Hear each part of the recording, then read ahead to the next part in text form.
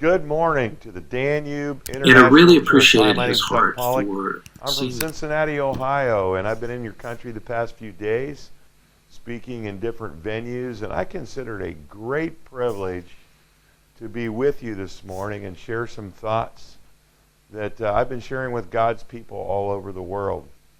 If you're wondering, I'm coming to you from the Singh's house, who've graciously been hosting me and have turned their house into a makeshift video studio here this morning. Well, as you can see on the screen, I'm excited to be here to speak to God's post office here in Budapest. And you might be scratching your head going, what are you talking about? Well, I truly believe that the church is God's post office. And I get this idea from John chapter 20, verse 21, where Jesus spoke these words: "As the Father has sent me, I am sending you." Have you ever seen yourself and received the idea that you are actually God's mailman? That God's original intention for his church is that we would gather on Sunday morning so that we could scatter Monday through Saturday to take his never-changing message to an ever-changing world. The Apostle Paul certainly understood this because he penned these words by the inspiration of the Holy Spirit found in 2 Corinthians chapter 5, verse 20. He said this: "So we have been sent," there's that word again, sent, "to speak for Christ." It is like God is calling to people through us. I'm just curious how many of you have ever attempted to actually do this, to send God's mail to people, and you've ever experienced this reality, that the mail that you were sending, you felt like it got returned to sender. In my book, in chapter 2, my book is called God Space, I actually talk about ways that we often attempt to send God's mail that cause the mail to either to remain unopened or to be rejected. And a lot of times people aren't saying no to Jesus as much as we might think. They could actually be saying no to the unappetizing ways we are presenting him. And in my book, chapter 2, I talk about 10 spiritual conversation killers that we, as Christ followers, may actually commit. Now, I'm an expert on these. Unfortunately, I've committed every one of them. And my heart was in the right place. My intention was to deliver God's good news. But sometimes I was being blind to the ways I was coming across. For instance, when you or I show up in someone's life and we attempt to share good news with them and we never spend much time listening to them, many times we're sending them a message that, hey, what you have to say really doesn't matter. And so they feel disrespected. They feel like we're rude. They feel like we're pushy. We're trying to push our truth on them. And so many times they never even hear the message because what they really hear coming through loud and clear is that we're a pushy Christian and we're convinced that we're right and they're wrong, and many times this creates what I call us versus them showdowns, where we just argue our points of view and both parties leave never having listened to one another, and there's really no impact usually in conversations like that. Now, this, I believe, is a picture of most churches today. As I travel around the world, and I've been to 42 different countries, 6 of our 7 continents, and I go in and out of a lot of churches, work with a lot of mission agencies, a lot of parachurch ministries. I've come to believe, as I've looked at a lot of examples around the world of God's post office, that this probably is a pretty accurate picture of most churches today. And if you're not tracking with me yet, let me explain the picture. That in a lot of churches, God's mail is actually piling up. That very few of us are actually leaving the church on Sunday and delivering God's mail Monday through Saturday. In other words, we're not having many God conversations. There was some research done in the United States by a lady on 30,000 churches in America, and here's what she learned.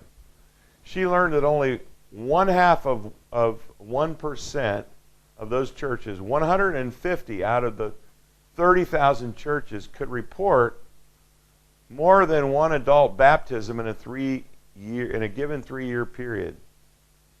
And it just raises the question, what are we doing? Are we spending all our time and money talking to ourselves? Well, that could be too convicting, so maybe we should move on. I mentioned to you that every one of us is by the words of Jesus, really intended to be God's mailman. And I believe each one of us has a route. Your route and my route is where the rhythm of our day-to-day life naturally causes us to cross the path of those who are outside the faith, but they're inside our reach. Now, if I hung out with you 24/7 for a week, I could tell you where your route is. It's where you go to work. It's where you work out. It's the neighborhood that you live in. It's the family system that you were born into. Each one of us has a place in this world where we rub shoulders or bump into people who are outside the faith, but they're inside our reach. And I've always believed that when it comes to missions, we really need to maybe correct a faulty assumption that missions is always going somewhere else to do something in another culture that maybe we're not even doing locally. I think God's original intention would be that we're all missionaries, and anywhere our 2 feet are planted is where mission actually is intended to take place. So we could say that it's not about your geography. You don't have to cross a body of salt water to become a missionary. That the real idea that I think God intended for each one of us as his called out ones, the church. I'd like to do something today that could be very controversial. I've actually invited, by way of technology, an atheist to share some thoughts. And talked to me, and then gave me this Bible. And I've always said, that I don't respect people who don't proselytize. I don't respect that at all. If you believe that there's a heaven and hell, and people could be going to hell, or not getting eternal life, or whatever, and you think that, it's not really worth telling them this because it would make it socially awkward. And atheists who think that people shouldn't proselytize, just leave me alone, keep your religion to yourself. How much do you have to hate somebody to not proselytize? How much do you have to hate somebody to believe that everlasting life is possible and not tell them that? I mean, if I believed, beyond a shadow of a doubt, that a truck was coming at you and you didn't believe it, that truck was bearing down on you, there's a certain point where I tackle you. And this is more important than that. And I've always thought that, and I've written about that, and I've thought of it conceptually. This guy was a really good guy. He was polite and honest and sane, and he cared enough about me to proselytize and give me a Bible. So what do you think? Is this atheist speaking for God? I know the first time I watched this video clip, I'm thinking to myself, we just got called out by an atheist. This atheist is basically saying, hey, how much do you have to hate people on your route to withhold this good news that we have in Jesus Christ? Another way to say it is, hey, it's immoral for us to have this good news in Jesus and keep it all to ourselves. And yet when I talk to many of God's people and ask them, hey, in a given year's time, how many God conversations do you have with people?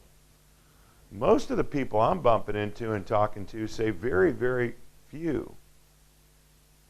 And as I've kind of pushed into that a little bit, gently, probed to find out why that is, Most of God's people tell me they lack confidence and they lack competence.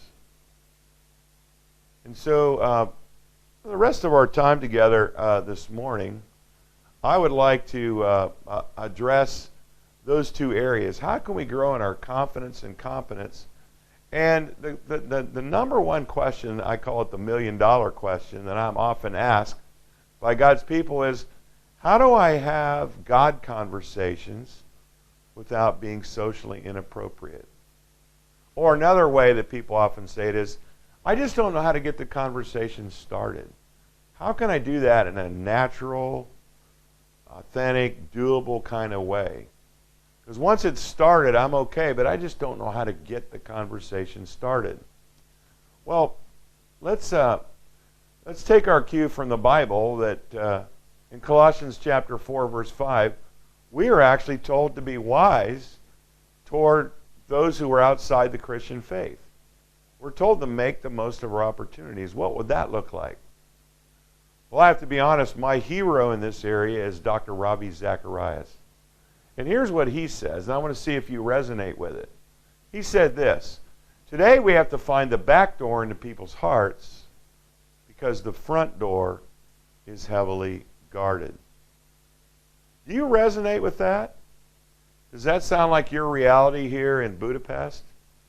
I know as I'm talking to God's people all over the world that most people seem to think that this quote really represents the context that they're living in. So that raises the question, how do we do that? How do we find the back door into people's hearts if we know the front door is heavily guarded? Well, here are some thoughts that are taken from a recent survey done by the Barna Institute in the United States. We're going to kind of help you out here. This is some research that was done, and ultimately what Barna did is went out and interviewed people who were not yet believers and asked them this question. If you ever were interested in having a God conversation with a Christian, what would you want from them? And I found their responses to be spot on, as they often say in New Zealand. The number one response from not yet believers, in terms of what they wish they could have from us, is that we would listen to them without judgment. Wow. That is so different than the way I was trained. I was trained to be a teller. And I was trained to be in control of the conversation. And ultimately, not yet believers are saying, that's not really what we're after. We would really like a Christian who would listen without judgment. The second thing that they noted is that we would not be pushy. I hear this all the time from not yet believers, that Christians are pushy. They want to push their beliefs. They want to push people to come to church, to come to Bible studies, or to, really kind of push them at a faster speed to become a Christian or give their life to Jesus. And in this research, it was very clear, this was the second highest response, this really turns not yet believers off. And in the spirit of Colossians 4:5, if we're going to be wise towards not yet believers, we need to listen to what they're saying here. The third response was, we will allow them to draw their own conclusions. You could say it this way, hey, they're adults. Let them make up their own minds. Yes, we can share some things. We can share our God story. We can share God's story. But ultimately, it's on them to make up their own minds. It doesn't really matter where I go in the world. There's something that's true about all of God's creation. None of us were born winners or losers. We were all born choosers. And ultimately, we have to respect the fact that other people have to make up their own minds about Jesus and his message of the gospel. The fourth response is that we would show an interest in their life and story. Now, what's implied here is that too many times in many of our conversations, we want to spend all our time talking about our beliefs, about our God story, about the Bible and what we believe about the Bible. But ultimately, if we want to increase the quantity and the quality of our God conversations, I think we're kind of getting queued up here by them to say, let's start by keeping the focus on them. The fifth response was that we would ask them good questions. Did you know that everyone has a spiritual address? And I often explain a spiritual address this way. Everybody is living somewhere in proximity to God. Our challenge as Christ followers is to discover someone's spiritual address so we can begin to join the conversation God has already been having with them. So one way to look at why God's mail sometimes is return to sender is that we just aren't doing enough. The Bible tells us to do the work of evangelism. Maybe we're not spending enough time finding out where someone's spiritual address is. And so when we attempt to deliver God's mail, a lot of times it's just seen as irrelevant. It has no connection to someone else's life. And so the mail is either rejected or it's left in the box. So the work that we have to do as an evangelist, I think many times, is just to understand where someone is actually living in relationship to God. I think there are, as I've thought about this, there are 4 different categories of people out there that I think we'll all bump into. The first one is the resistant. When someone is very resistant to the claims of Christianity, I think most of us intuitively know they're not ready to come to church, and they're probably not ready for a podcast of a sermon that we heard that we'd like to share with them. So the question becomes is how do we deliver mail to somebody who's a very, very long way away from God? Or how about the people who are apathetic and they're kind of saying, hey, if that's your thing, that's fine for you, just don't push it on to me. Do you know anybody like that? How do you deliver God's mail to somebody who's kind of like, hey, that's just not my thing? Well, part of the challenge there is just finding out that is actually where they're presently living. Another group of people I think that we bump into are the curious. And they might actually show up at the Danube International Church here over Easter. A lot of times people do show up at Easter services or Christmas service or special events that the church holds. The problem is one of the biggest mistakes we make when someone shows just a little bit of interest, we want to biggie size our spiritual meal and we oversupply and we end up killing the demand. So it's very important that we understand that just a little bit of curiosity, we don't want to overwhelm them with too much. They can always ask for more. The fourth group of people are what I call seekers. These are people who actually are actively pursuing the idea of what must I do to become a Christian? How can I be in a right relationship with God?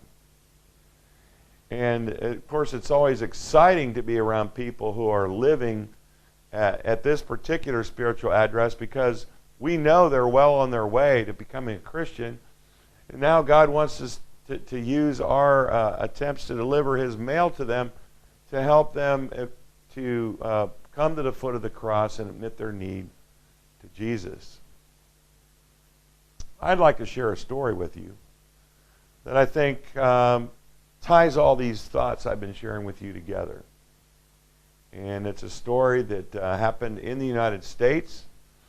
And in the state I live in Ohio, most people in Ohio would agree that probably the toughest place to deliver God's mail is a university campus or a college campus called Antioch College. It's actually in Yellow Springs, Ohio. And it's actually near the headquarters of Athletes in Action. Now, I've been part of Athletes in Action since 1983.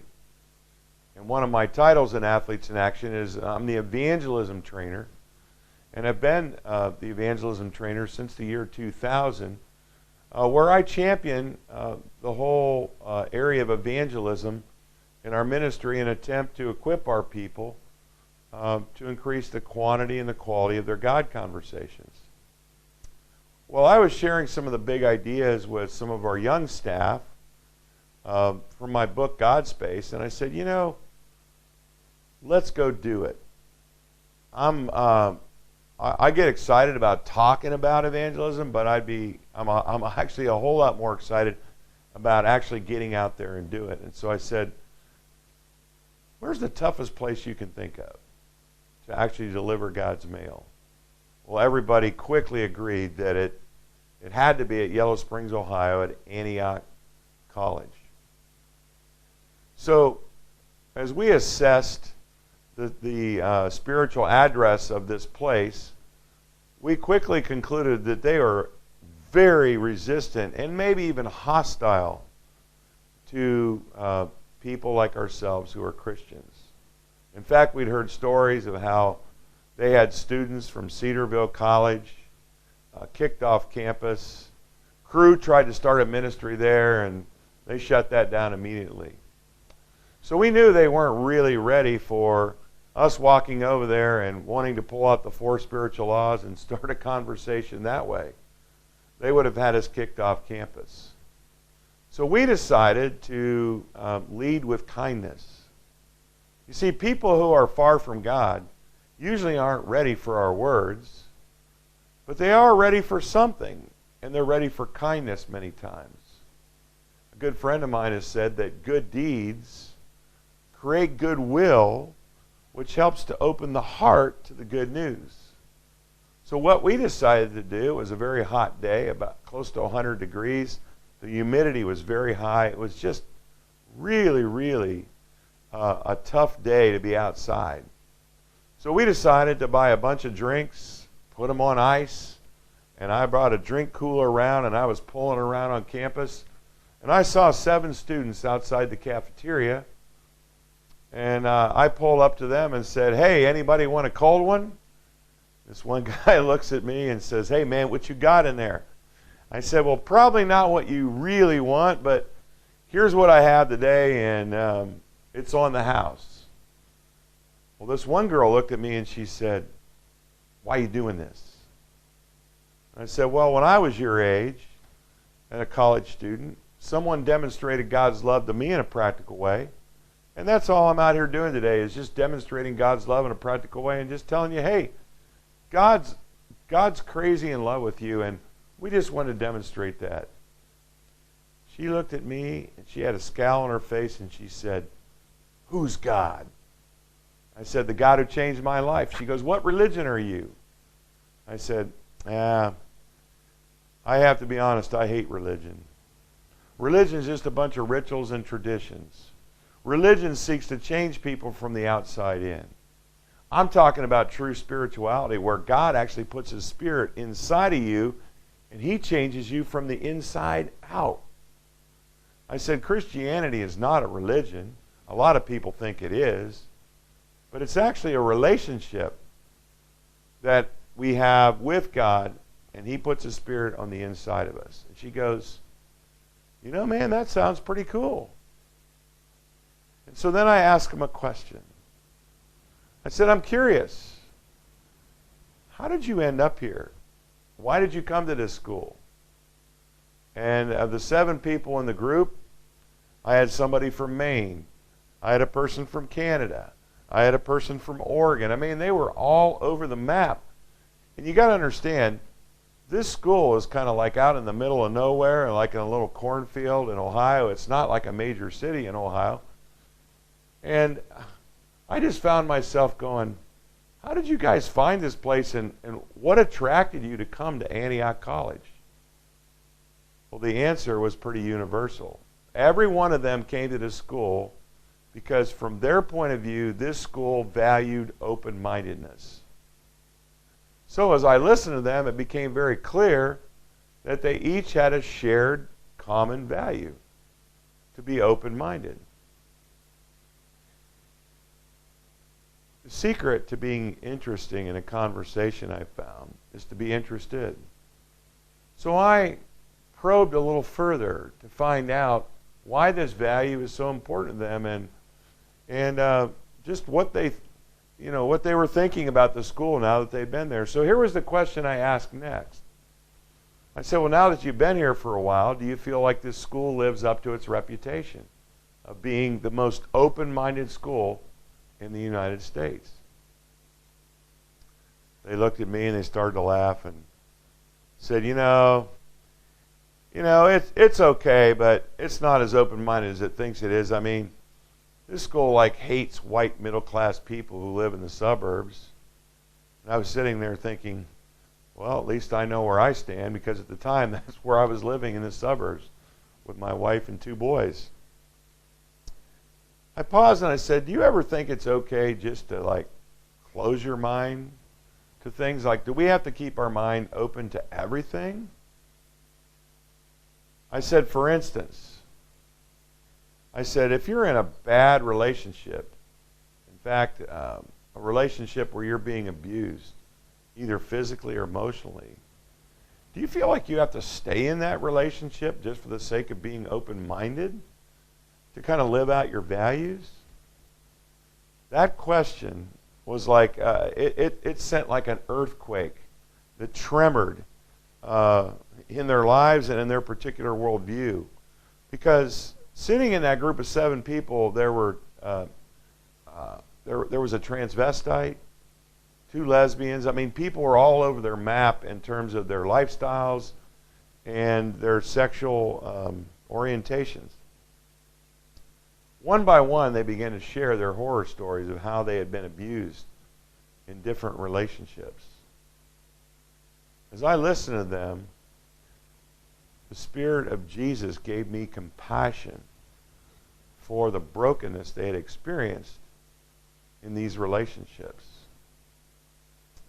I often say that if you want to increase the quantity and the quality of your God conversations, you need to start just by showing up in your world ready to listen. James 1:19 tells us that we need to be quick to listen and slow to speak. And that's what I was doing here. I was just listening to them. But at some point, if you're listening, you also need to follow up with some questions.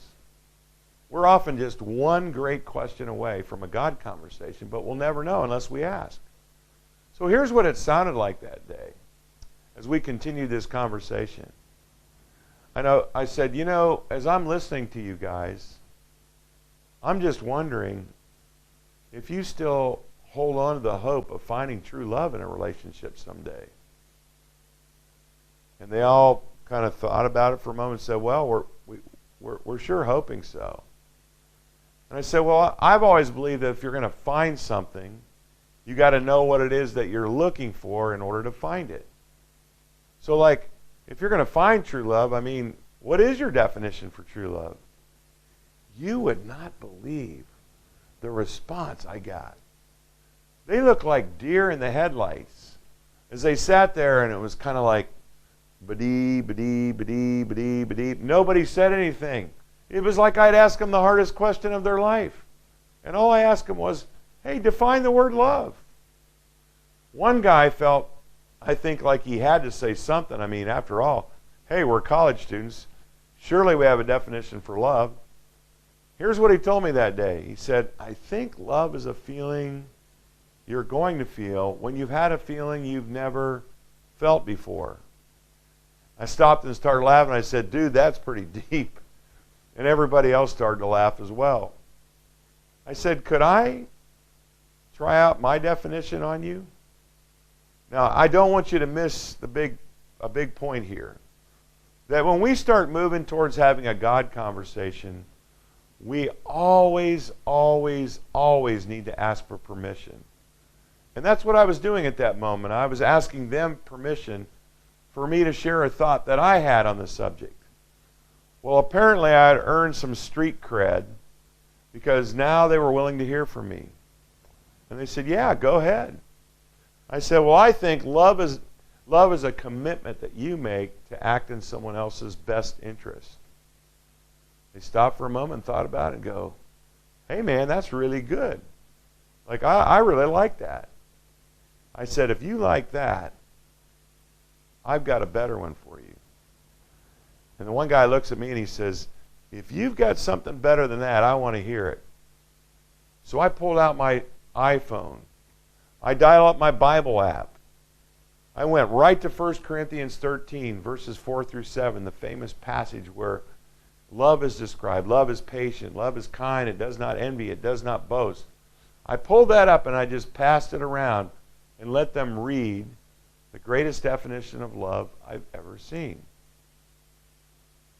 You would have, it was priceless to be there that day. Because one by one they're reading this and going, dude, where did you get this? I mean, this rocks. This is absolutely the best definition for love I've ever seen. And I'm going, well, I think if I tell you, it's going to blow your mind. And he says, no, man. Wherever you got this from, I want to know where you got it. I said, okay. Remember, I told you. I said, that actually comes from the Bible. You should have seen the look on their faces. The Bible?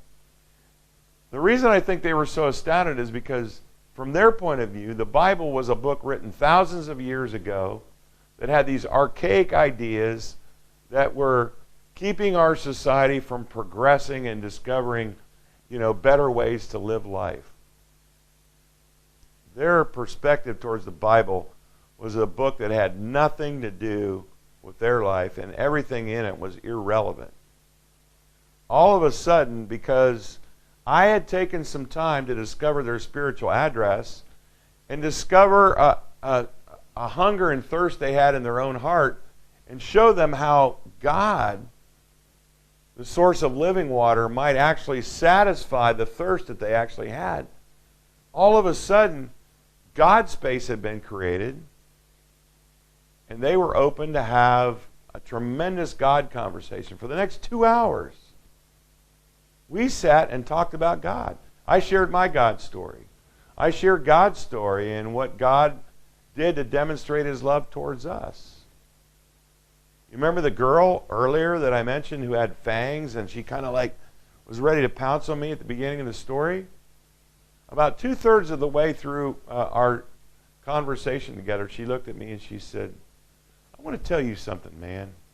Christians come here all the time and tell us we're going to hell. We just get them kicked off campus. We told them to get their blankety blank stuff out of here. I want to tell you, I like you. I like what you're doing. I like how you're doing it. And this is the best conversation I've had on this campus since I've been here, and I'm a junior. What happened that day? Well, I think God's space was created. And you're wondering, what is God's space? Well, here's a definition from it right from my book. God's space is a place where God's love is demonstrated in practical, doable, and authentic ways. That's what I did that day, is by giving away free drinks. I led with kindness. God's space is a place where safe space is created for cynics, skeptics, and spiritually curious people to raise their questions, express their doubts, and vent their frustrations. God's space is a place where seeds of faith are cultivated, planted, watered, and nurtured. God's space is a place where Christianity becomes credible, relevant, plausible, and believable. When you look at that definition, I'm just wondering if you think Hungary needs a little God space. I mean, let's face it, a lot of people are not coming to our traditional God spaces. And maybe it's time we realize that instead of playing home games, which often most churches are, we want people to come to us, and we tell them, hey, come and see. Come listen to our sage on the stage. Come listen to our music. But Jesus told us to go, and maybe it's time we learn to play more away games. Maybe it's time we learn to meet people and create God's space for them right where they work and live. If you're interested to find out more about what that could look like for you, I'd encourage you to pick up a copy of my book, God Space. I think you'll find some practical, doable, and authentic ways in the book to help you deliver God's mail to the people on your route. If you're looking for a copy, I think if you contact